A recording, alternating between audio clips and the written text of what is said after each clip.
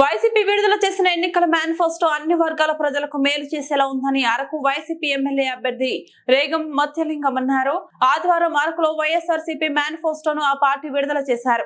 ఈ సందర్భంగా ఆయన మాట్లాడుతూ గతంలో కన్నా మెరుగైన విధంగా ప్రస్తుత మేనిఫెస్టో ఉందని, నవరత్నాలు అధిగమించి ఈసారి ప్రజలకు మరింత చేరువవుతాయని అన్నారు. కొత్త మేనిఫెస్టో ప్రకారం అమ్మ ఒడిని 15,000 నుంచి 17,000 రూపాయలకు, పెన్షన్ ను 3,000 నుంచి 3,500 రూపాయలకు, వైఎస్ఆర్ చేయూతను 70,000 రూపాయల నుంచి 1,20,000కు, రైతు భరోసాను 13,500 నుంచి 10,000కు పెంచుతున్నట్లు, అలాగే వీటన్నిటితో పాటు కాలానుకూలంగా కొత్త సంక్షేమ పథకాలు కూడా అమల్లోకి రానున్నట్లు ఆయన తెలియజేశారు. వైఎస్ఆర్ పార్టీ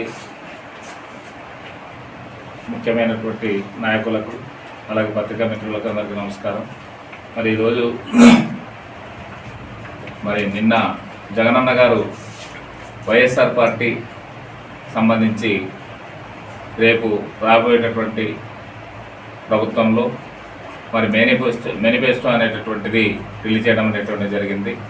ప్రధానంగా ప్రభుత్వాలు భవిష్యత్తులో ప్రజలకు అందించేటటువంటి సంక్షేమ పథకాల మీద ఏ రకంగా ముందుకు వెళ్ళాలనేటటువంటి దాని మీద ప్రతి పార్టీలు కూడా రిలీజ్ చేయడం అనేటటువంటిది జరుగుతుంది.